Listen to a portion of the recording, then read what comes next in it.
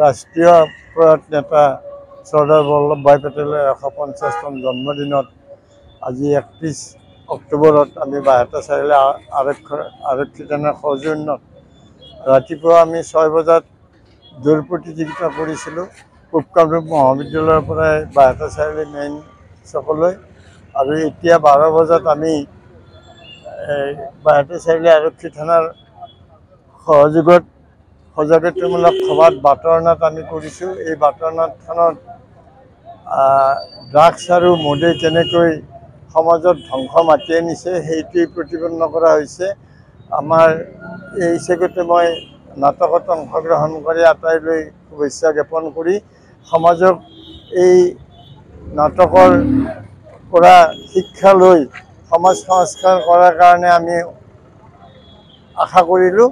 ইমানখিনিয়ে আজিৰ প্ৰগ্ৰেমৰ আমাৰ কাৰ্যসূচী আছে।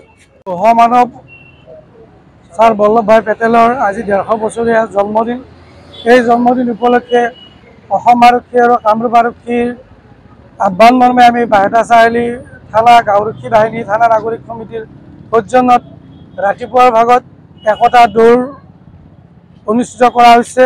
তাত আমাৰ পূব কামৰূপ মহাবিদ্যালয়ৰ পৰা বাহেতা চাৰিআলি বাৰলি দুৰ্গা পূজা মণ্ডপলৈ দৌৰ অংশগ্ৰহণ কৰিছে প্ৰায় 150 শতাধিক আমাৰ অঞ্চলৰ বিভিন্ন সংস্থাৰ ব্যক্তিসকল, আৰক্ষী বিষয়াসকল, জ্যেষ্ঠ নাগৰিকসকল, গাঁওৰক্ষী বাহিনীৰ কৰ্মকৰ্তাসকলে এই দৌৰত অংশগ্ৰহণ কৰিছে।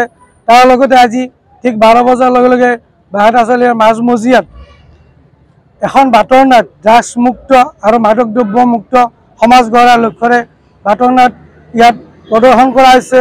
আৰু বাতৰনাটত শিল্পীসকলে যথেষ্টভাৱে আমাৰ সমাজত কেনেকৈ ড্ৰাগছে সমাজ এখন ধ্বংস কৰিছে, এটা পৰিয়াল ধ্বংস কৰিছে, সেই কথাবিলাক আজিৰ এই বাতৰনাটৰ জৰিয়তে সমাজত প্ৰকাশ কৰিছে।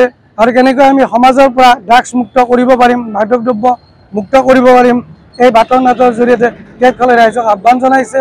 আৰু এই হিচাপতে আমি বাহেতা চাৰিআলিৰ সচেতন নাগৰিক মঞ্চক, গাঁওৰক্ষী বাহিনী, থানা নাগৰিক সমিতি আৰু বাহেতা থানাৰ সমূহ বিষয়বোৰে আহ্বান জনাইছোঁ যে বাহেতা চাৰিআলি এলেকাটো আমি যেন ড্ৰাগছ মুক্ত কৰিব পাৰোঁ সকলোৰে সহযোগিতাত। ধন্যবাদ। যিকোনো খবৰৰ বাবে যোগাযোগ কৰক 7099017330 লগতে 7099017110 নম্বৰত।